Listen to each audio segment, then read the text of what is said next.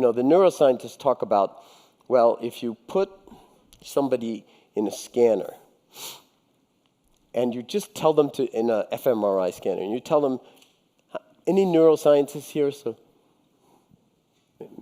oh, good, I can get away with saying things that probably are all wrong. But let's say you put people in an fMRI scanner and you say to them, don't do anything, just lie there. And you move them into the scanner. And what turns out is that there's a region in the sort of medial frontal cortex here that just goes insane.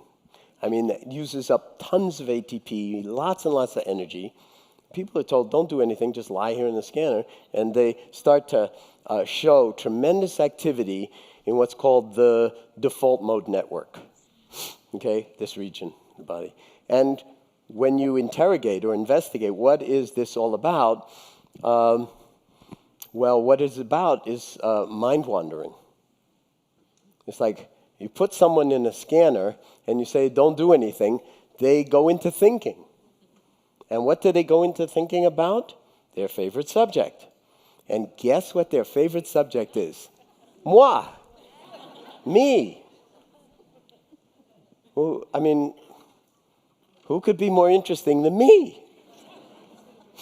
It could be a tragedy, the story of how horrible my life is. It could be like a comedy. It could be, but it's all about me.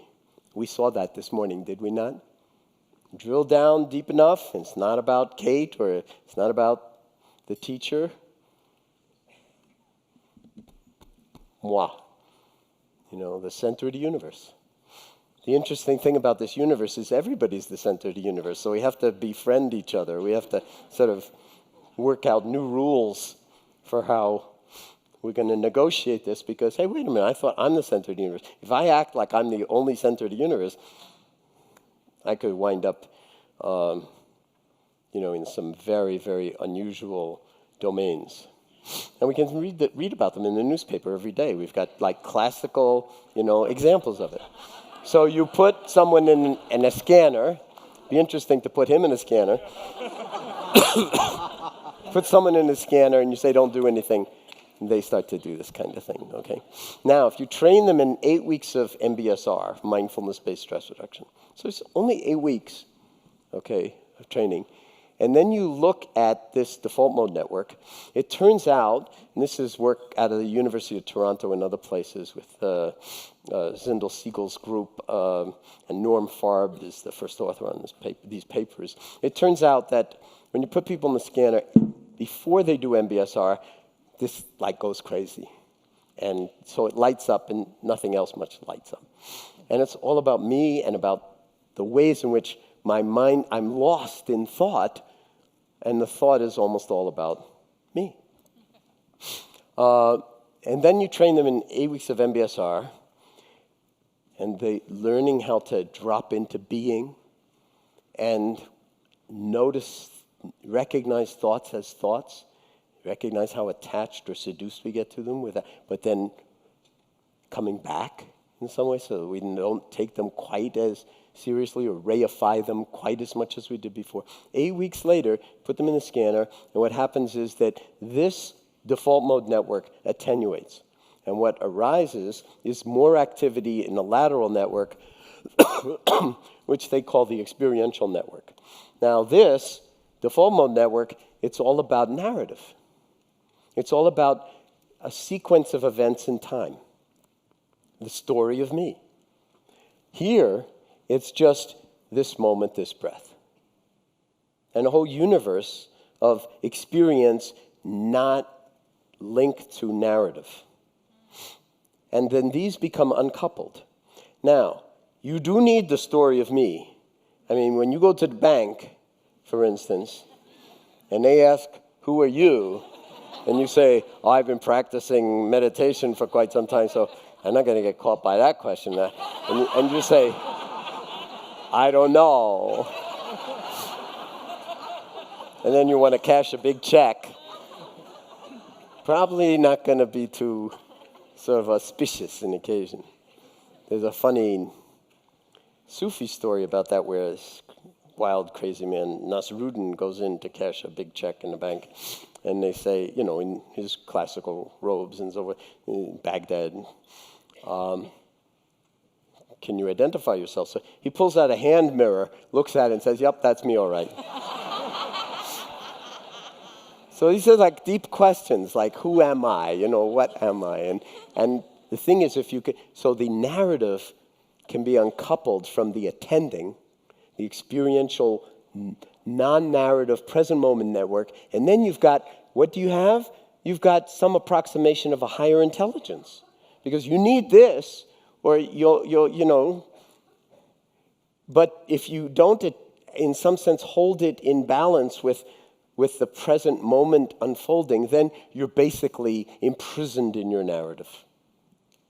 And we've seen the consequences of it this morning. And even if we didn't see the consequences of it this morning, all you need to do is sit down with your own mind for 5 minutes. And you'll see how many of you notice that, whether you've been sitting for 60 years or for 60 minutes, you sit down.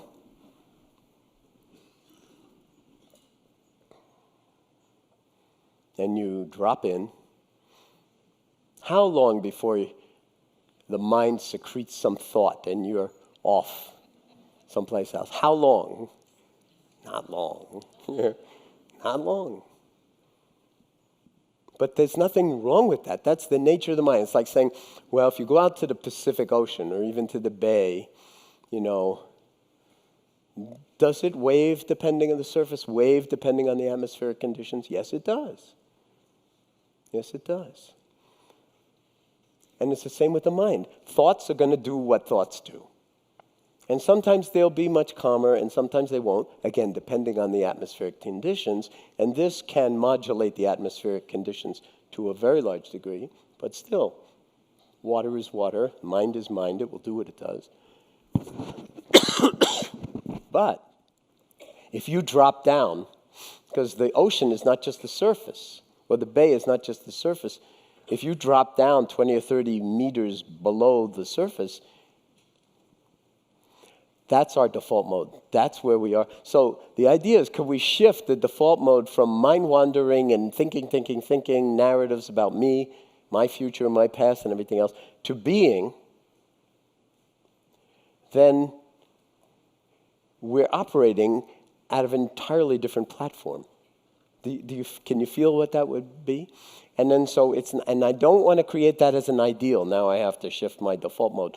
There hasn't even been enough evidence to really, we need another 30 or 40 years of neuroscience research to understand the complexity of this. Just think for a moment.